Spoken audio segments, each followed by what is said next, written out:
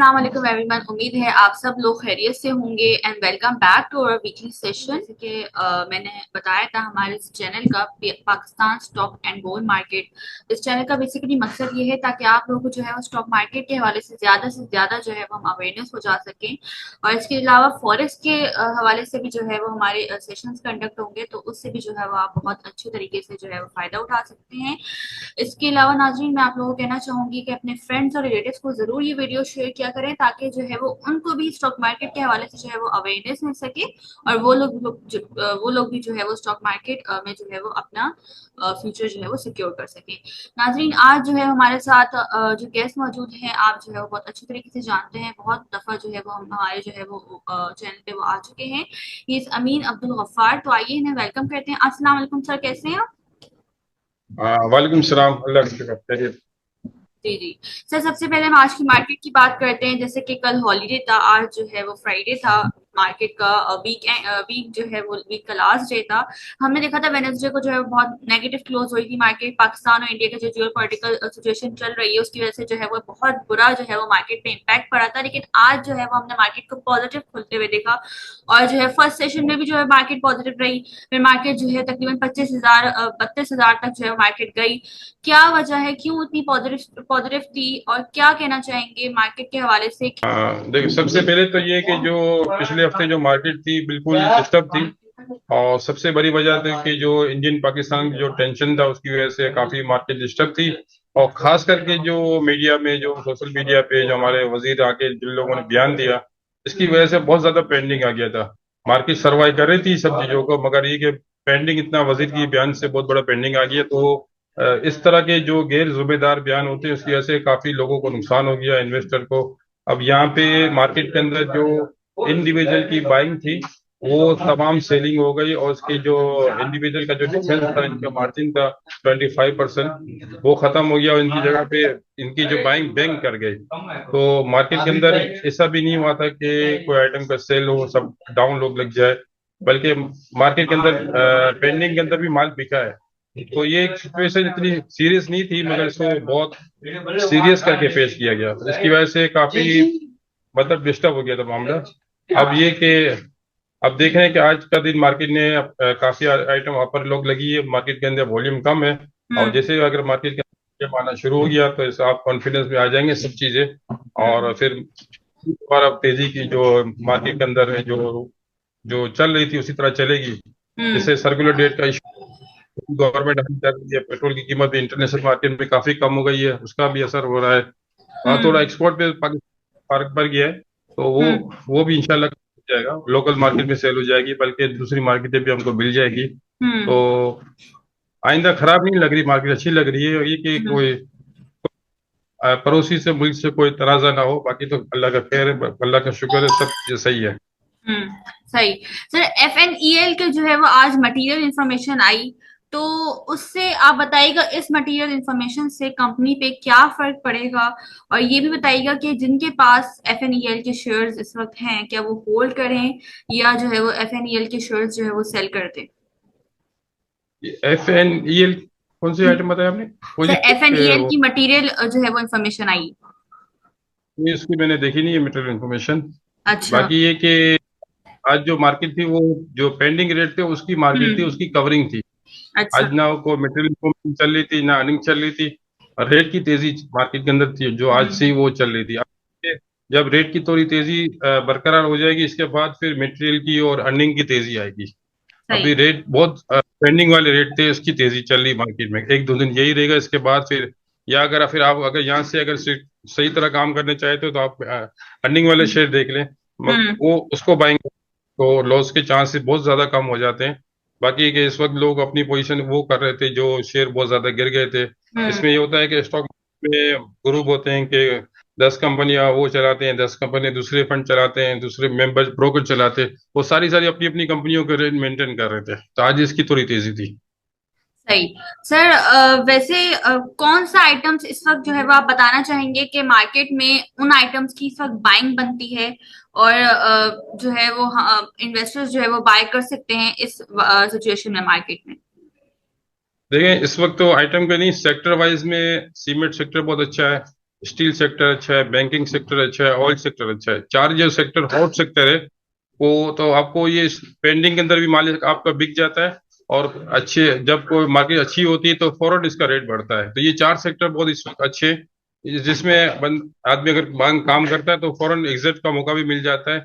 Unfavour में थोड़ा loss में भी निकल जाता है और प्रॉफिट में भी निकल जाता है। तो ये सेक्टर में काम करे जो मौजूदा जो हालात चल रहे हैं। ऐसा नहीं कोई ऐसी साइड के आइटम पकड़ ले जो बिके ही नहीं, तो ऐसा फिर वो आदमी के जो ऐसे गले पड़ जाती है कि उसको निकलना मुश्किल हो जाता है। लॉस हम्म। भी करना चाहता है, लॉस होता है। तो ये चार से तो आपको मौका भी मिलेगा निकल एग्जिट का और इनका। सही। अच्छा सर, जैसे कि आज हमने मार्केट को पॉजिटिव देखा, लेकिन बुलिश थी मार्केट, लेकिन एसएनजीपी सुई नॉर्दर्न गैस जो है वो ये नेगेटिव रहा मुस्तकिल, और एक ही जगह पे ये स्टिल था। तो क्या वजह है, क्यों ये इतनी जो है वो अच्छी मार्केट में भी इसकी परफॉर्मेंस नहीं रही? सी नॉर्दर्न आज आज पूरा दिन डिस्टर्ब था, सही बात है। यही डिस्कस कर रहे थे कि सी सॉर्दर्न का अपर लोग लगा और नॉर्दर्न नहीं चला।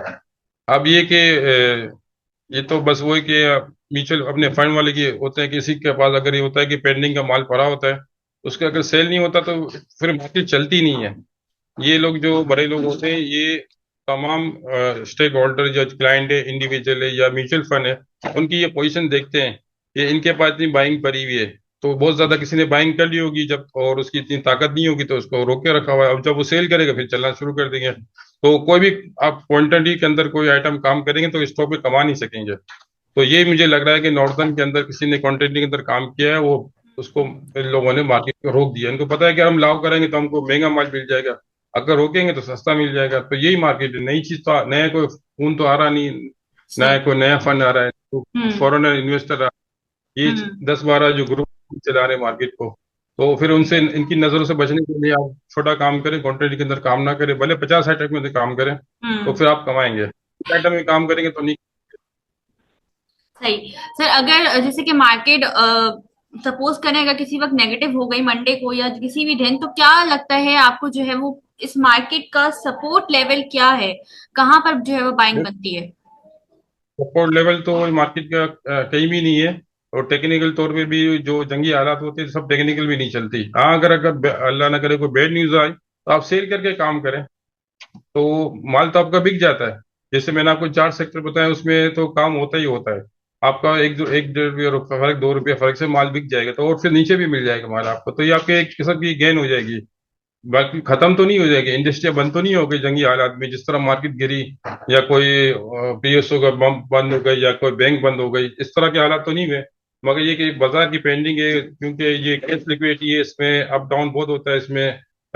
ये हमेशा जैसे लोग कहते हैं कि आप संभाल के काम करें, अवर पोजीशन में काम ना करें तो कभी ना कभी मार पड़ जाएगी। तो ये इसी सूरत में कभी ना कभी मार पड़ जाती है जंगी हालात में, या कोई सी इंस्टेंट कोई धमाका हो गया, कोई ऐसी गवर्नमेंट की चेंजिंग हो गई, तो इस तरह की बड़ी मार पड़ जाती है। तो इसीलिए कहते हैं कि अपनी पोजीशन को स्क्वायर अप करें और बिल्कुल ऐसा करें कि अपनी लिमिट में काम करें। हम्म। तो 6 महीने किस्म के ऐसे हालात आते हैं कि आदमी इसमें बिल्कुल जीरो हो जाता है।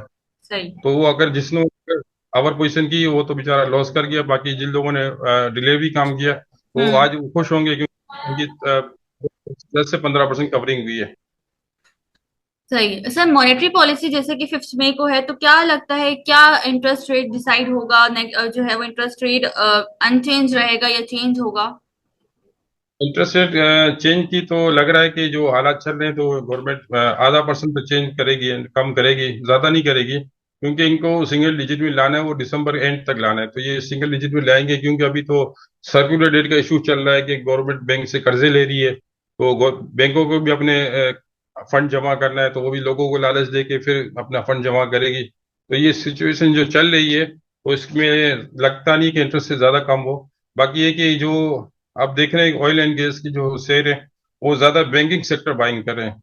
इंश्योरेंस बेच रहा था, बैंक ले रहे थे। तो बैंकों को पता है कि बड़ा डिविडेंड आएगा तो हम हमारे को ही आएगा। तो इस तरह इनके लिक्विड इनकी जो लिक्विडिटी आएगी, डिविडेंड आएगा, इनका रिसाइकल हो जाएगा, दोबारा इनको काम आ जाएगा दूसरी लोन देने के लिए। तो बैंकों ने अच्छी अपनी स्टडी की भी है, तो इससे लग नहीं रहा कि ज्यादा बाजार के अंदर पेंडिंग हो। बैंक खुद ऑयल ऑयल एंड गैस के शेयर ले लिया, अच्छा डिविडेंड आएगा तो फिर वही डिविडेंड को गवर्नमेंट को कर्जा दे देगी। हम्म। तो ये सर्कुलर। सही। ठीक। सर, सेशन को रैप अप करते हुए लास्ट में आपसे पूछूंगी, मंडे को क्या लग रहा है आपको, मार्केट कहाँ ओपन होगी? पॉजिटिव होगी, नेगेटिव होगी, किस तरह के मामला चलेंगे? अगर कोई वापस से कोई जियो पॉलिटिकल सिचुएशन आ गई तो वापस से जो है वो मार्केट को इम्पैक्ट होगा। तो क्या लगता है आपको मंडे को?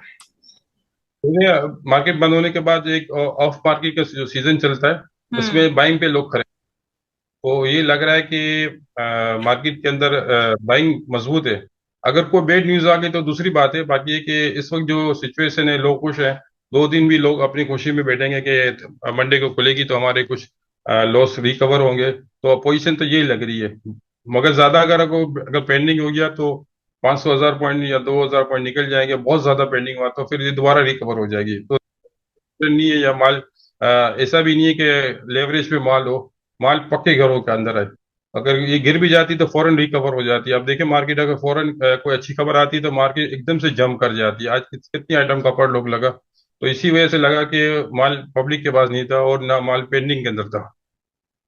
सही। Thank you so much sir, आपने जो है वो अपना कीमती वक्त हमें दिया, और थैंक यू सो मच नाजरीन, आपने भी जो है वो हमारी जो है वो वीडियोस को जो है वो पसंद करते हैं, तभी जो है वो आपके लिए सेशंस जो है वो कंडक्ट करते हैं।